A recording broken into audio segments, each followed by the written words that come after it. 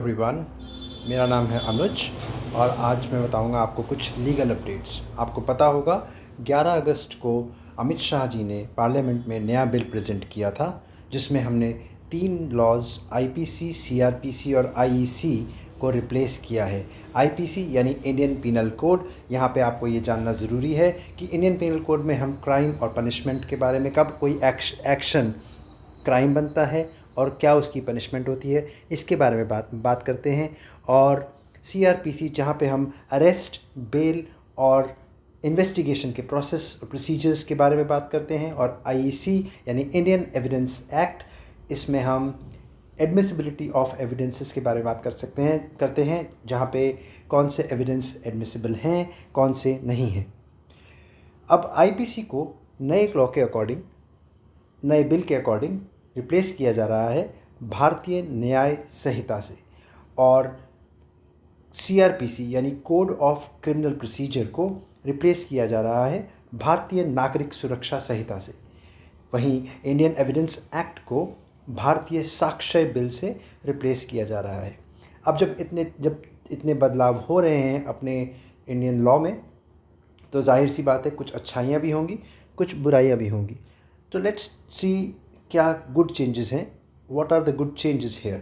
तो good changes ऐसे हैं कि मॉब लिंचिंग, गैंग रेप और रेप ऑफ माइनर, इन तीनों के लिए कैपिटल पनिशमेंट इंट्रोड्यूस किया गया है, मीनिंग 20 साल से और डेथ पेनल्टी तक।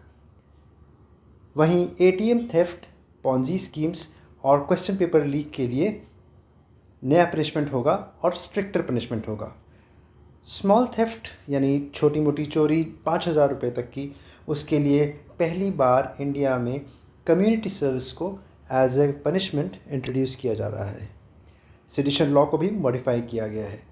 इसके साथ मैं आपको ये भी बता देता हूँ कि नए सेक्शंस क्या हैं और पुराने सेक्शंस क्या थे, किस ऑफेंस के लिए क्या पुराना सेक्शन था और क्या नया सेक्शन था। ये कुछ हाइलाइट्स हैं, और हाइलाइट्स के तौर पे पहला है मर्डर। मर्डर के लिए 302 अब तक पढ़ा जाता था, अब सेक्शन 101 यानी 101 को समझा जाएगा।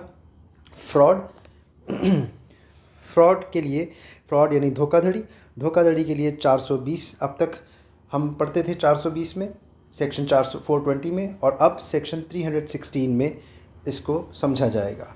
Unlawful assembly armed with any deadly weapon यानी भीड़ भाड़, हंगामा, इन सब के लिए अब तक सेक्शन 144 लागू होता था और अब सेक्शन 187 होगा।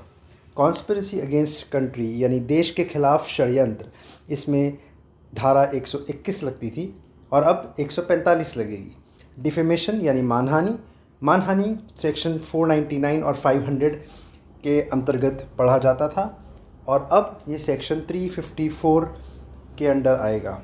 रेप को अब तक 376 के अंदर समझते थे हम, और अब रेप के लिए सेक्शन 60, सेक्शन 64 और सेक्शन 70 एप्लीकेबल होंगे। Section 60 will talk about rape, section 64 rape से रिलेटेड पनिशमेंट्स के लिए है और सेक्शन 70 गैंग रेप के लिए है।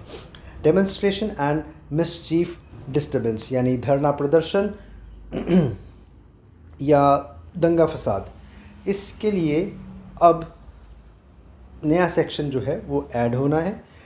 अभी तक हम सेक्शन 147, 148 और 149 में इसको समझते आए हैं।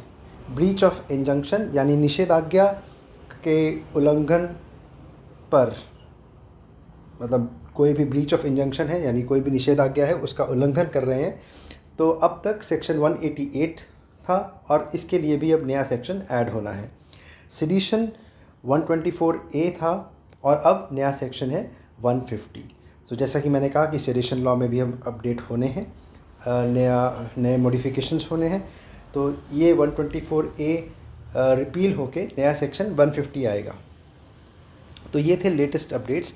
आपको मेरे थ्रू जितना ज़्यादा हो सकता है नए हिस्टोरिकल जजमेंट्स या नए लीगल अपडेट्स मेरे थ्रू आपको मिलते रहेंगे।